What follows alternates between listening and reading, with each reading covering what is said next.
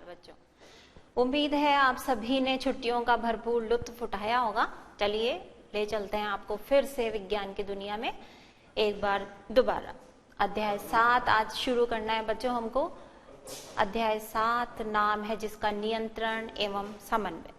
हमने अध्याय 6 में बच्चों जब अध्ययन किया था, विभिन्न प्रकार के तंत्रों का अध्ययन हमने उसमें किया है, जैसे कि पाचन तंत्र है, श्वसन तंत्र है, उत्सर्जन तंत्र है, परिसंचरण तंत्र।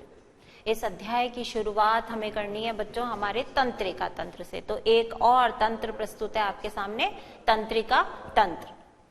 ये जो तंत्रिका तंत्र है बच्चों, ये शरीर का सबसे जटिल तंत्र है, या हम ये कहें जटिलतम, सबसे जटिल तंत्र है। और ऐसा तंत्र है जो कि शरीर के अन्य सभी तंत्रों पर पूरी तरह से नियंत्रण रखने का काम करता है। ये कहा जाए कि पूरे शरीर पर शासन करने का काम ही इसी तंत्र का हो जाता है। और यदि ये तंत्र कार्य ना करे बच्चों, तो इसके अभाव में शरीर के सभी अवयव जो हैं वो निष्क्रिय हो जाते हैं, कार्यशील नहीं रहते हैं। इस तंत्र के द्वारा शरीर के सभी अंगों के मध्य समन्वय बनाए रखने का काम और साथ ही साथ उस पर नियंत्रण रखने का कार्य भी किया जाता है। तो नोट करिए कुछ पॉइंट्स इस तंत्र से संबंधित। बात कर रहे हैं हम तंत्रिका तंत्र की। सजीवों में शरीर के सभी अंगों के मध्य समन्वय तथा नियंत्रण स्थापित करता है। कौन करता है ये काम? तंत्रिका तंत्र। जटिलतम तंत्र है ये एक, जो कि अन्य तंत्रों पर नियंत्रण रखता है, या हम ये कहें शरीर पर शासन करने वाला तंत्र है ये।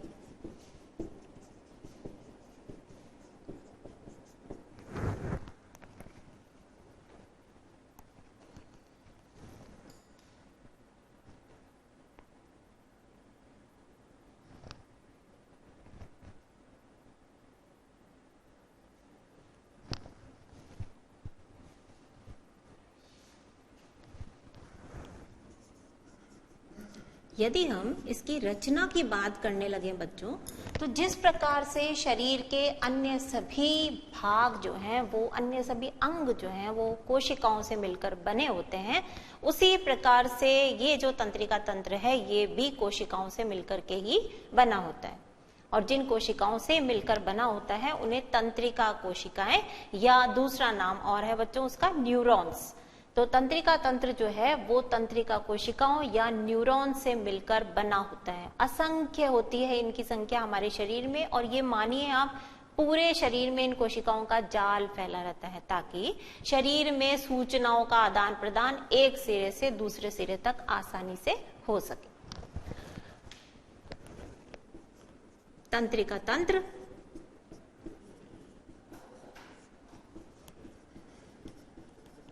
तंत्रिका कोशिकाओं, या जिसे अभी हम आपको बता रहे हैं न्यूरॉन्स, से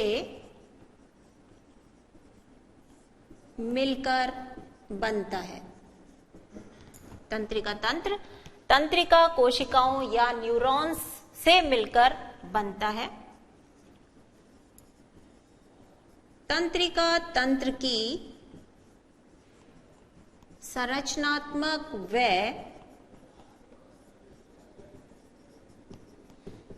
क्रियात्मक इकाई की यदि बात करें, न्यूरॉन्स ही हैं। ये न्यूरॉन्स तंत्रिका तंत्र की संरचनात्मक तथा क्रियात्मक इकाई कहे जाते हैं। मजेदार बात देखिए बच्चों, कोशिकाओं की यदि बात करें तो ये जो तंत्रिका कोशिकाएं है शरीर की सबसे लंबी कोशिका मानी गई है। तो ये इसकी विशेषता है कि ये न्यूरॉन्स शरीर की सबसे लंबी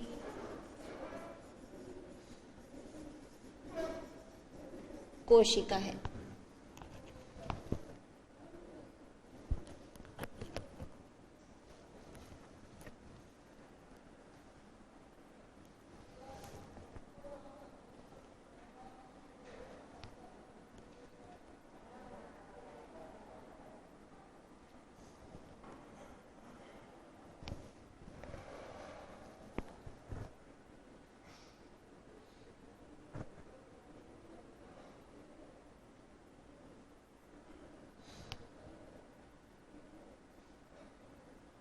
अब बात आती है बच्चों कि ये जो न्यूरॉन्स है या तंत्रिका कोशिका है वो दिखाई किस प्रकार की देती है, कैसी संरचना होती है, इसको जानने के लिए बच्चों हम एक पीपीटी की मदद लेंगे।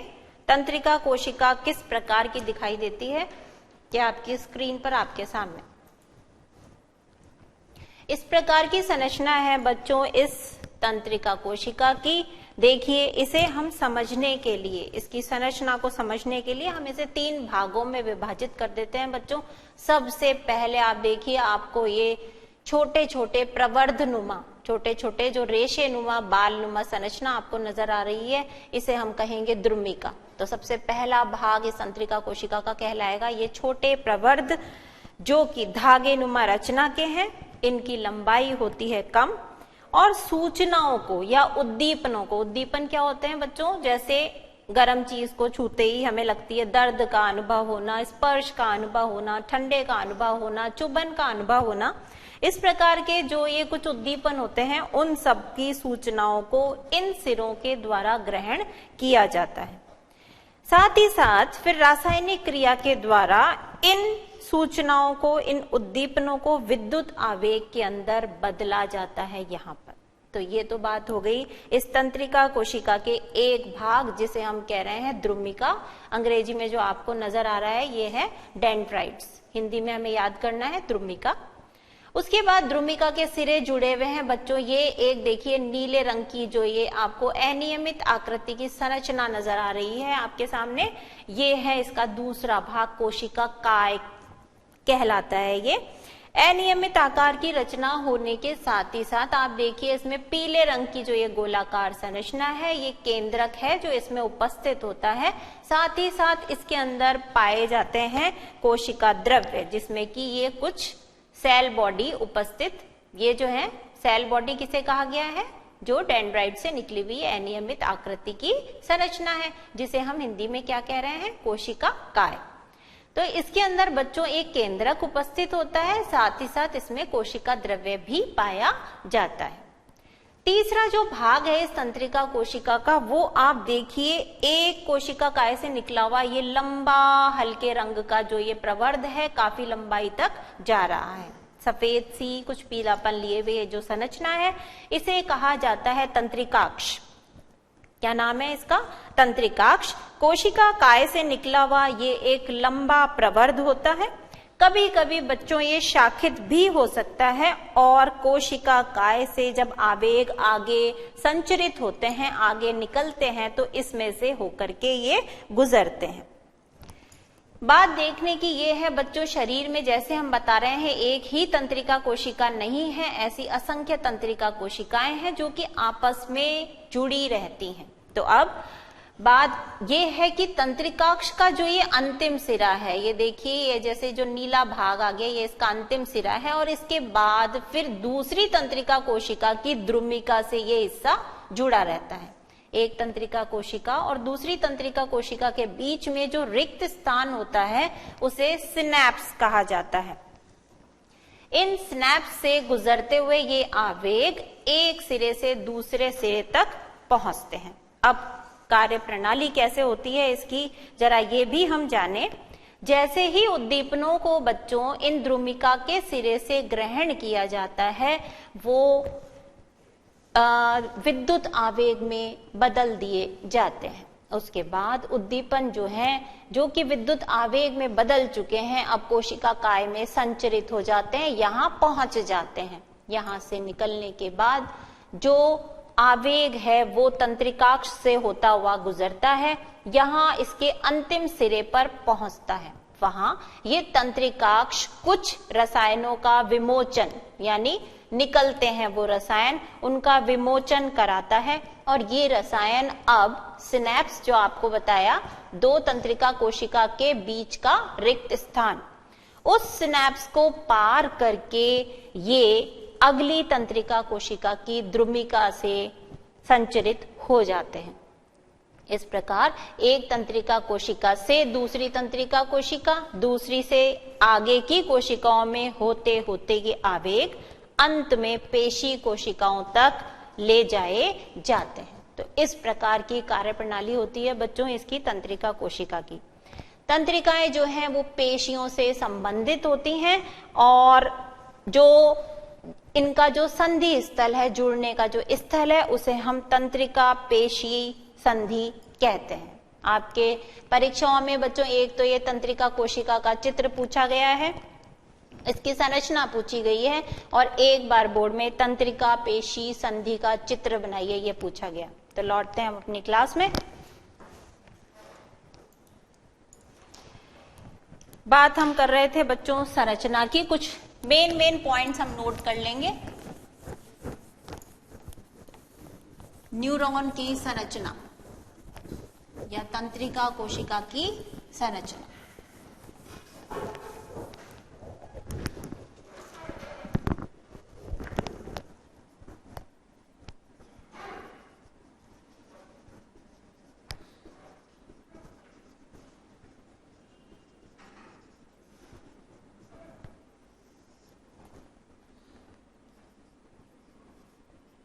तीन भागों में ये विभाजित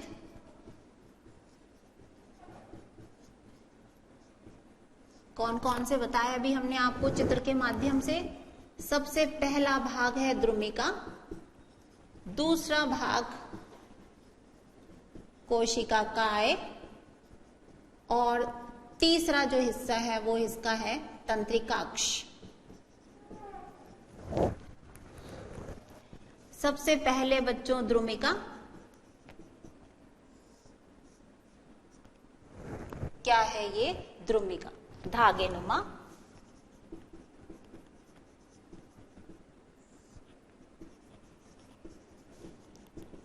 सूक्ष्म प्रवर्ध, किससे जुड़े हैं आगे ये? कोशिका काय से जुड़े,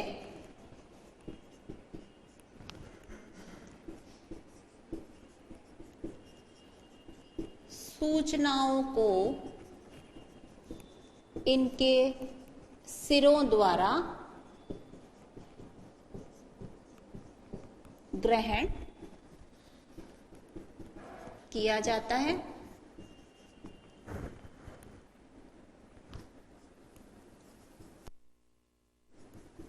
और सूचनाओं को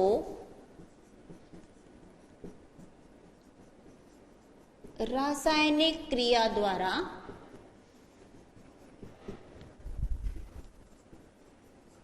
विद्युत आवेग में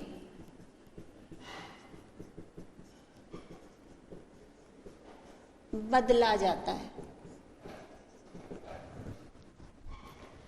तो इतनी बात है बच्चों द्रुमिका के बारे में आपके सामने।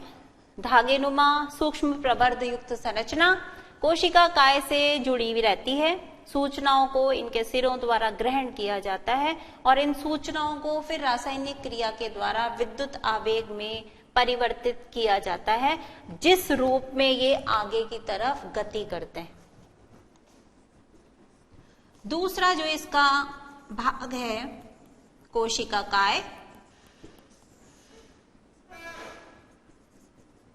अनियमित आकार,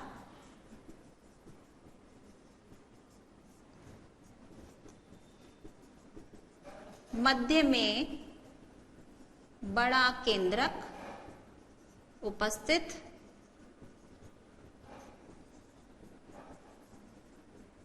कोशिका द्रव्य उपस्थित,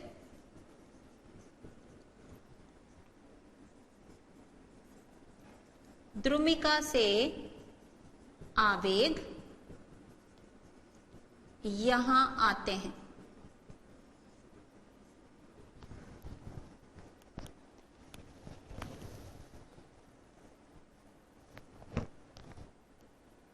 कोशिका काय का अनियमित आकार है। बीच में हमने एक पीले रंग की संरचना गोलाकार सी देखी थी, गोल केंद्रक उपस्थित कोशिका द्रव्य पाया जाता है इसके अंदर, और द्रुमिका से आवेग यहां पर स्थानांतरित होकर आ जाते हैं।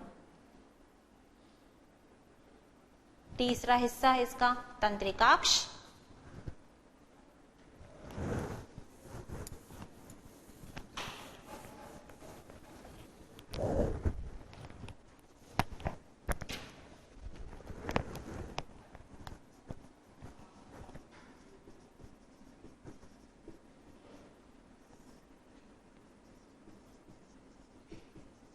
कोशिका काय से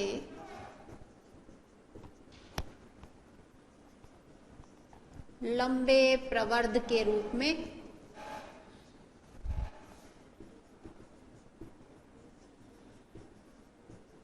निकला हुआ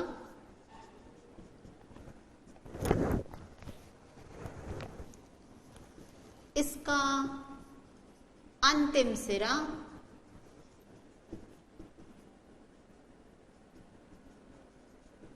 रसायनों का विमोचन कराता है।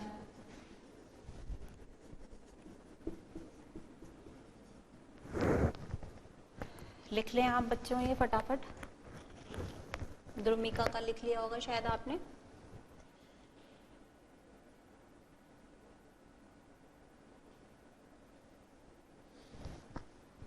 कभी कभी ये जो तंत्रिकाक्ष है शाखित भी हो सकता है।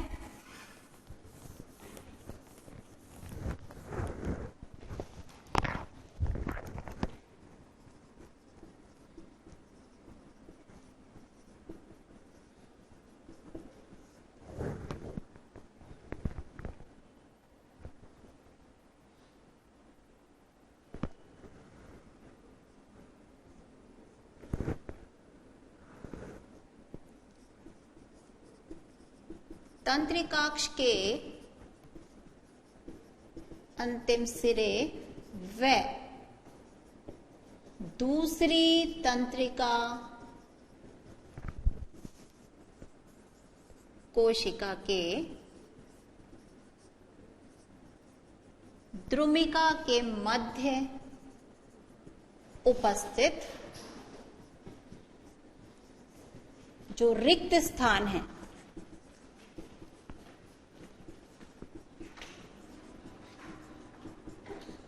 उसे सिनैप्स कहते हैं।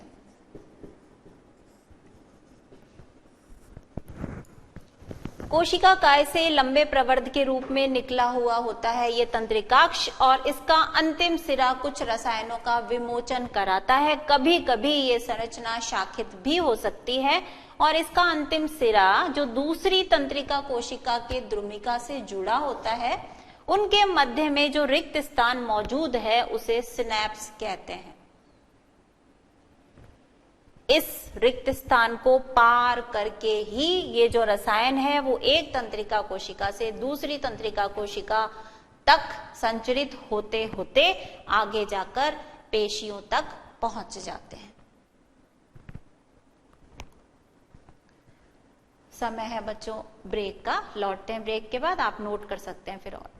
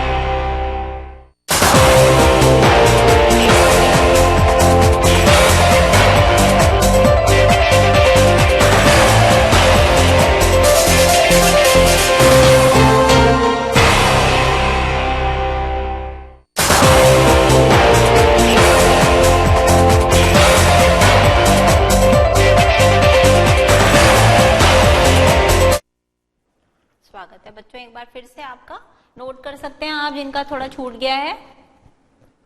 नीचे आपको कोशिका काय के बारे में कुछ जानकारी नजर आ रही है और ऊपर है हमारा उसका तंत्रिका कोशिका का तीसरा भाग तंत्रिकाक्ष।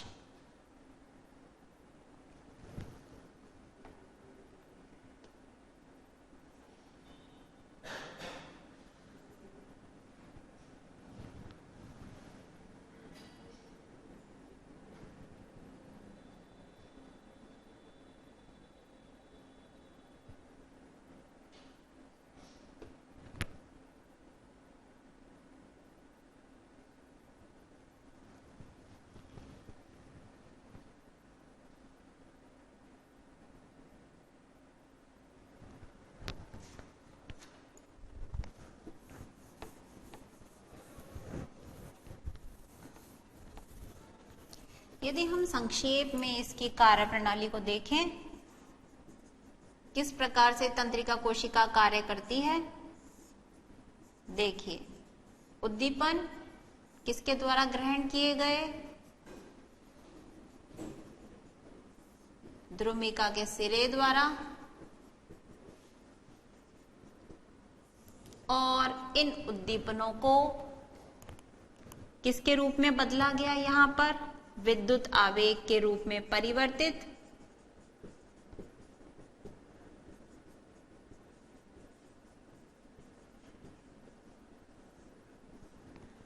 और ये विद्युत आवेग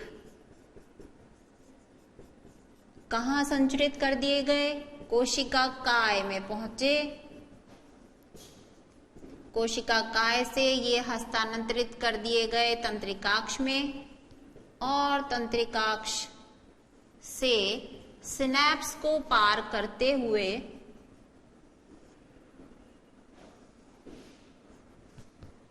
दूसरी तंत्रिका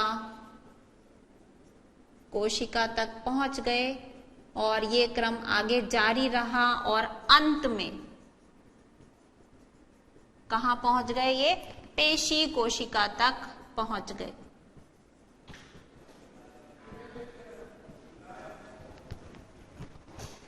तो इस प्रकार से बच्चों आप एक लंबी सी कहानी को संक्षेप में समझ सकते हैं और याद करना भी आपके लिए काफी आसान हो जाएगा। उद्दीपनों को द्रुमिका के सिरे द्वारा ग्रहण किया जाता है और वहां पर रासायनिक क्रिया के द्वारा इन उद्दीपनों को, इन संकेतों को, इन सूचनाओं को विद्युत आवेग में बदला जाता है। अब ये विद्युत आवेग के रूप में आगे संचरित होते हैं और कोशिका काय में पहुंचते हैं। वहां से ये आवेग तंत्रिका कोशिका के अंतिम सिरे तंत्रिकाक्ष में प्रवेश करते हैं और यहां से गुजर के इसके अंतिम सिरे पे पहुंच के जो स्नैप्स है, आपको बताया था 2 तंत्रिका कोशिकाओं के बीच का रिक्त स्थान, उस स्नैप्स को पार कर ये फिर आगे की तंत्रिका कोशिका में संचरित हो जाते हैं। ये क्रम जारी रहता है और अंत में जहां ये तंत्रिका कोशिका पेशी से जुड़ी हुई है, वहां जाकर ये पेशी तक सूचनाओं को पहुंचा देते हैं। जहां ये तंत्रिका कोशिका पेशी से जुड़ी है बच्चों, तंत्रिका पेशी संधि उपस्थित होती है। इसका चित्र एक बार बोर्ड परीक्षा में पूछा गया है, इसे भी हम देखेंगे अभी। इसके बाद आप ये नोट कर लें।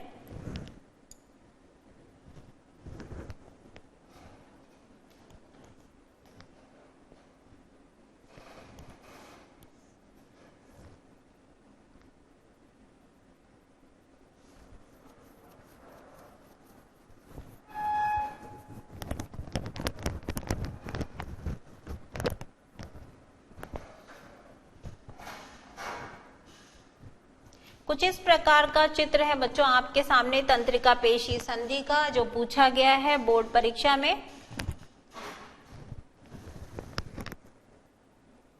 तंत्रिकाक्ष है ये, तंत्रिकाक्ष के सिरे, अंतिम सिरे जो हैं वो इस प्रकार से शाखाओं में बटे हुए और घुंडीनुमा संरचना इसके ऊपर उपस्थित।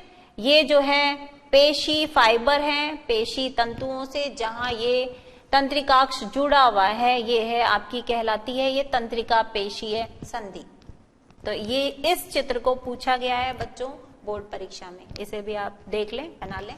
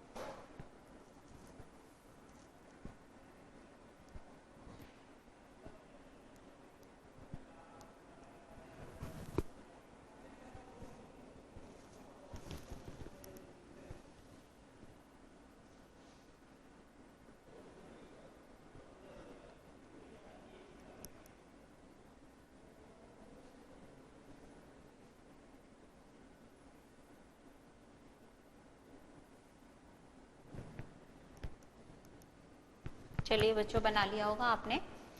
आगे तंत्रिका कोशिका की संरचना और क्रियाविधि के बाद हम एक टॉपिक लेंगे, प्रतिवर्ती क्रिया। क्या है ये प्रतिवर्ती क्रिया, जानिए आप। बच्चों, आपने अधिकतर महसूस किया होगा जब कभी हमारा हाथ अचानक किसी गर्म वस्तु से छू जाता है तो क्या होता है, फट से ही हम बिना रुके बिना सोचे हम अपने हाथ को वहां से हटा लेते हैं। कोई नुकीली वस्तु के छू जाने पर भी यही प्रक्रम होता है कि हम अचानक अपना हाथ या पैर वहां से हटा लेते हैं। तो बच्चों, ये चीजें जो क्रियाएं हैं वो ऐसा नहीं है कि यदि हम उसे देखें तभी होगी, बिना देखे ही यदि हमारी आंखें भी बंद हैं तो भी ये क्रिया स्वतः ही घटित हो जाएगी। तो इस प्रकार की क्रियाएं जिसमें कि किसी गर्म वस्तु के छू जाने पर, ठंडी वस्तु के छू जाने पर, किसी नुकीली वस्तु के छू जाने पर हमारे शरीर में हाथ या पैर जो भी संबंधित अंग है उसको अचानक हटा लेना प्रतिवर्ती क्रिया का एक उदाहरण है। अब क्या है ये प्रतिवर्ती क्रिया, किस प्रकार हम इसकी परिभाषा करेंगे बच्चों। किसी भी उद्दीपन जैसे आपको पहले भी बताया था, ये सब चीजें क्या कहलाती है, उद्दीपन। गर्म वस्तु, ठंडी वस्तु, ऊष्मा जो है, दाब जो है, चुभन जो है, ये सब चीजें क्या है, उद्दीपन है। तो किसी भी उद्दीपन या हमारे बाहरी वातावरण में कोई परिवर्तन अचानक हो रहा है, उसके प्रति स्वतः होने वाली अनुक्रिया को हम क्या कहेंगे, प्रतिवर्ती क्रिया कहेंगे। तो किस प्रकार हम इसकी परिभाषा लिख सकते हैं, नोट करिए आप। किसी उद्दीपन या बाहरी वातावरण में अचानक होने वाले परिवर्तन के प्रति स्वतः अपने आप ही ये क्रिया हो जाती है। अचानक होने वाले परिवर्तन के प्रति स्वतः होने वाली अनुक्रिया, अनुक्रिया क्या है बच्चों, किसी क्रिया के होने के बाद जो प्रतिक्रिया हो रही है वो अनुक्रिया है। तो स्वतः होने वाली अनुक्रिया प्रतिवर्ती क्रिया कहलाती है। किसी उद्दीपन या बाहरी वातावरण में अचानक होने वाले परिवर्तन के प्रति स्वतः होने वाली अनुक्रिया प्रतिवर्ती क्रिया कहलाती है। इस प्रतिवर्ती क्रिया के यदि हम उदाहरण लेना चाहें, जैसे गर्म वस्तु के छू जाने पर हाथ का हटना, आप ले सकते हैं स्वादिष्ट भोजन के सामने आने पर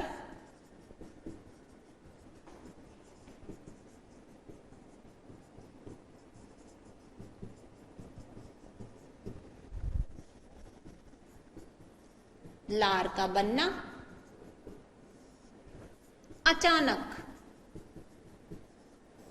तेज रोशनी के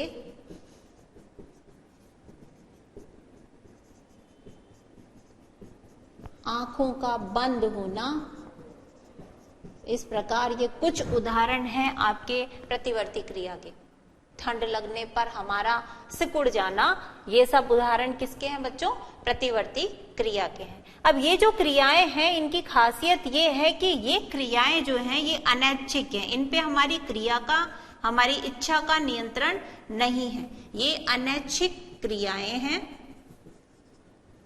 साथ ही साथ मेरु रज्जु के द्वारा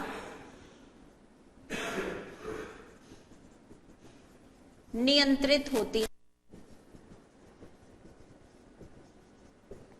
इन क्रियाओं का नियंत्रण कौन करता है, मेरु रज्जु करता है। किस प्रकार से ये नियंत्रित करता है इन क्रियाओं को वो जानते हैं हम आगे, इसको आप नोट कर लें।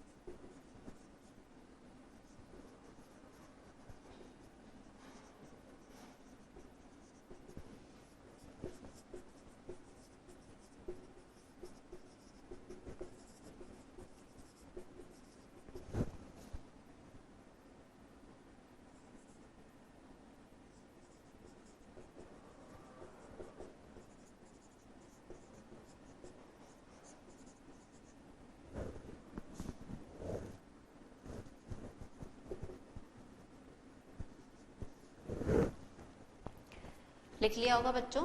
इधर समझिए आप किस प्रकार से ये क्रिया जो है वो नियंत्रित होती है मेरुरज्जु के द्वारा।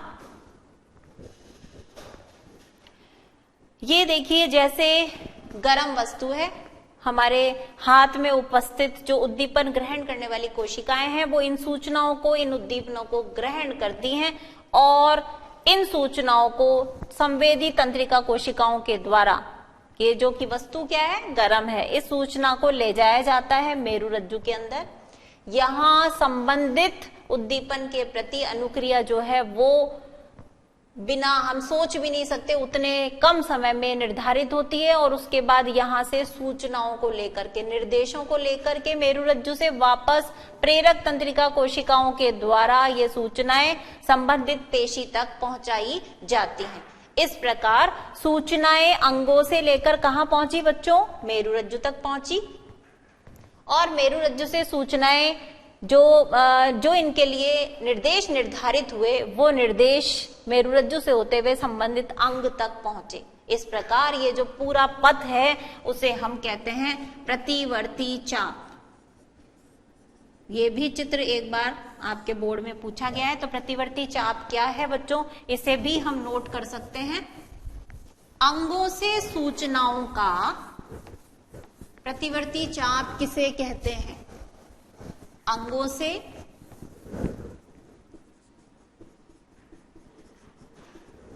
सूचनाओं का मेरुरज्जु तक पहुंचना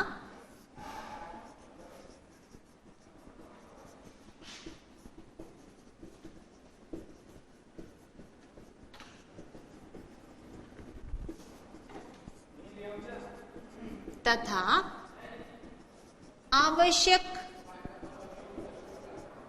निर्देशों का, या हम क्या कहें, जो निर्धारित किए गए निर्धारित निर्देशों का पुनः संबंधित अंग तक पहुंचना,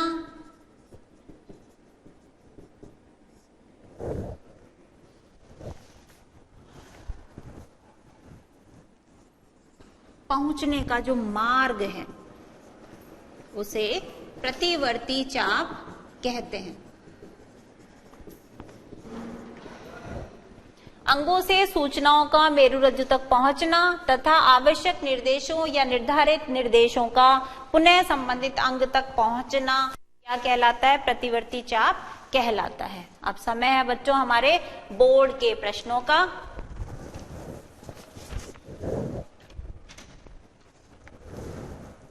– 2016 का ये प्रश्न, प्रतिवर्ती चाप का नामांकित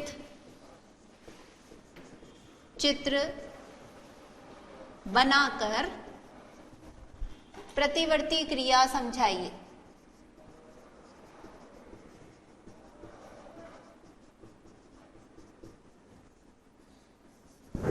दूसरा प्रश्न 2015 में आया हुआ है, तंत्रिका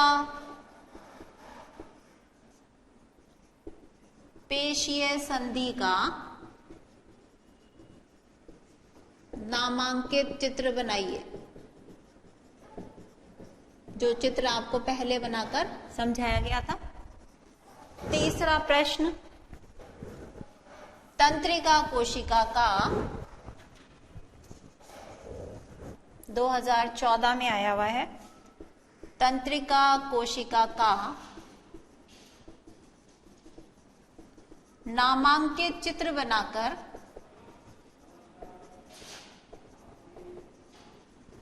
संरचना का विस्तृत वर्णन कीजिए। चित्र आपने पीपीटी द्वारा समझा था और वर्णन हमने आपको नोट करवा दिया। इसी प्रकार एक और प्रश्न है इस अंश से संबंधित 2012 का, तंत्रिका कोशिका का। इसमें बच्चों केवल चित्र ही पूछा गया था। तंत्रिका कोशिका का नामांकित चित्र बनाइए।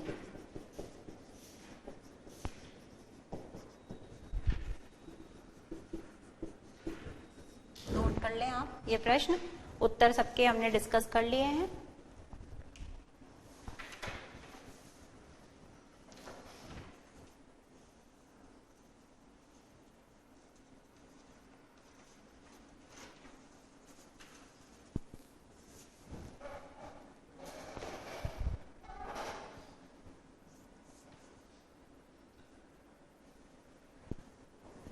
चलिए बच्चों, समय हुआ जा रहा है।